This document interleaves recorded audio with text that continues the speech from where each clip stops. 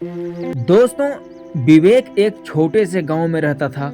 उसका घर मिट्टी का था और परिवार की हालात बहुत कमजोर थी। उसके पिता कई महीनों से बीमार थे, इसलिए घर की सारी जिम्मेदारी अब विवेक के कंधों पर आ गई थी। उसकी माँ दिन रात मेहनत करती थी, लेकिन 2 वक्त का खाना जुटाना भी मुश्किल हो जाता था। हर सुबह जब गांव के लोग अपने अपने काम पर निकलते, विवेक भी इस उम्मीद में कि घर से निकलता कि शायद आज कुछ कमाई हो जाए।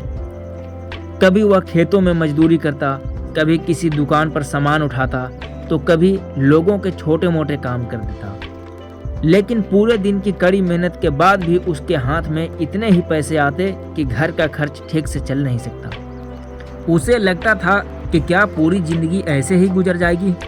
वह जल्दी पैसा कमाना चाहता था। उसने कई आसान रास्ते तलाशे, अलग अलग लोगों की बातें मानी, लेकिन हर बार उसे निराशा ही मिली। कभी मेहनत बेकार गई, तो कभी किसी ने उसे झूठे सपने दिखाकर धोखा दे दिया। एक शाम जब वह उदास मन से गांव के बाहर पुराने बरगद के पेड़ के नीचे बैठा था, तभी उसकी नज़र एक बुजुर्ग कारीगर पर पड़ी। वह लकड़ी के साधारण औजारों से इतने खूबसूरत चीजें बना रहे थे कि दूर दूर से लोग उन्हें देखने रुक जाते थे। विवेक उनके पास गया।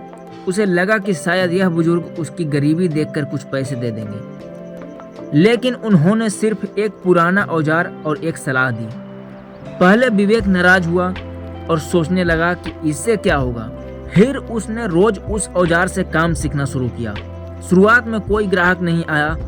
कई दिनों तक उसे सिर्फ 2-3 रुपए ही मिले। गांव वाले उसका मजाक उड़ाते रहे, लेकिन उसने हार नहीं मानी। धीरे धीरे उसने अपने गुणवत्ता कामों में बढ़ाने लगा। कुछ महीनों बाद दूर दूर से लोग उसके पास काम कराने आने लगे। एक दिन वही लोग जो उसका मजाक उड़ाते थे उससे सीख लेने आए। दोस्तों, पैसा कभी मेहनत का दुश्मन नहीं होता। वह तो मेहनत, धैर्य और हुनर का सबसे अच्छा दोस्त होता है। जो पहले खुद को बेहतर बनाता है, पैसा धीरे धीरे उसके पास आने लगता है। तो भाई लोग, इसी के साथ आप लोग वीडियो को लाइक और सब्सक्राइब कर दीजिएगा।